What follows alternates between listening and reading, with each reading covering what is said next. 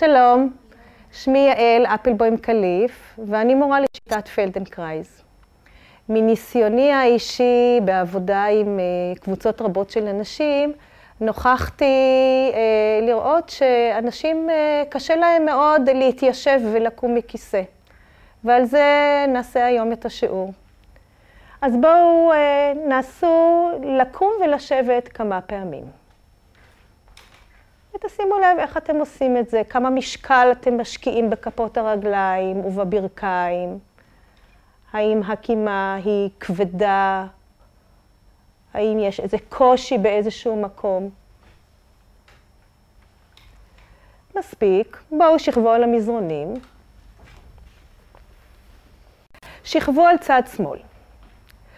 כופפו את הברכיים, גם את המרפקים, כופפו יד אחת על השנייה, ברך אחת על השנייה.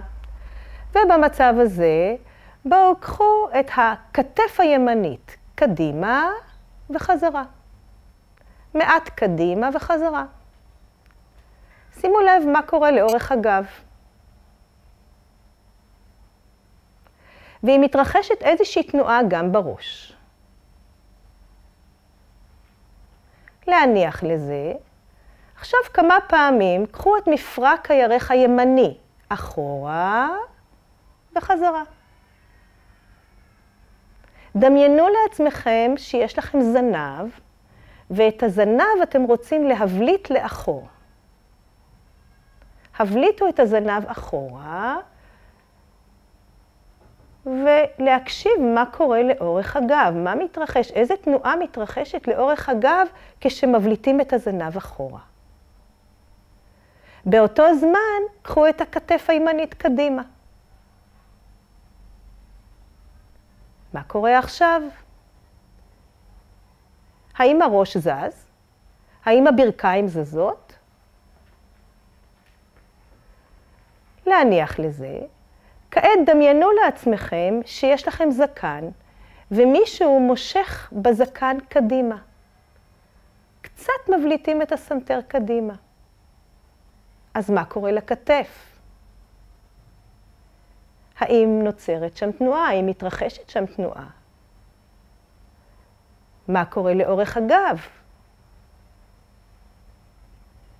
כשאתם לוקחים את הסנטר קדימה, קחו כתף קדימה, שזה כבר קורה מאליו, והבליטו את הזנב אחורה.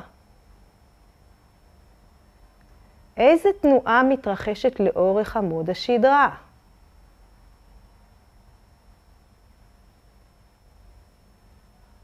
הקשיבו לנשימה, ותבדקו אם לא עצרתם את הנשימה, אם יש תאום בין הנשימה והתנועה. הניחו לזה, ועכשיו כופפו את כפות הרגליים מעט מאוד, כפיפה וחזרה.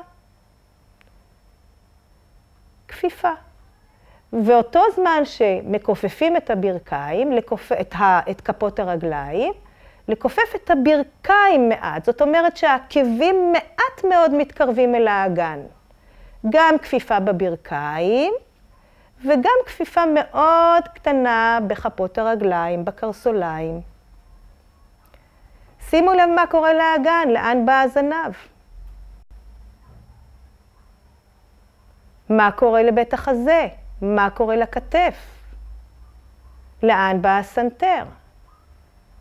נשלב הכל יחד, סנטר קדימה, כתף קדימה, זנב דמיוני אחורה, כפיפה קטנה בברכיים וכפיפה קטנה בכפות הרגליים.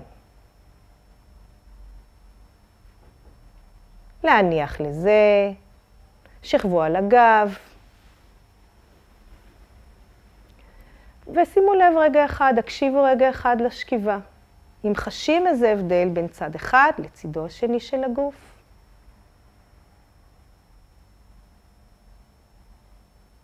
בואו התגלגלו ושכבו על צד ימין.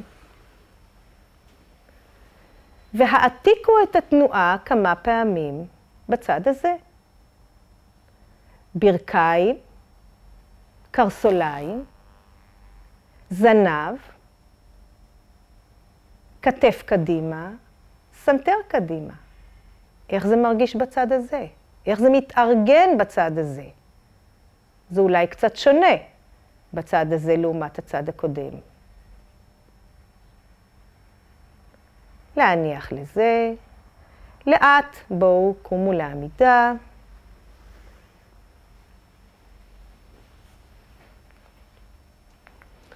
עמדו כשהגב אל הכיסא.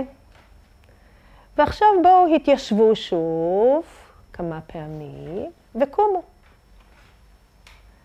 ותנסו להבחין מה ממה שלמדתם עכשיו על המזרן מיישמים בקימה ובהתיישבות.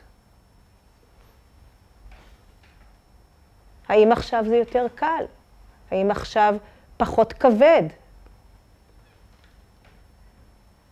לשבת במנוחה. אפשר לשים לב שרק כעבור כמה דקות של כמה תנועות, כשאנחנו משתפים את כל אברי הגוף יחד לפעולה אחת, הפעולה נעשית הרבה יותר קלה, הרבה יותר נוחה, הרבה יותר יעילה. תודה רבה.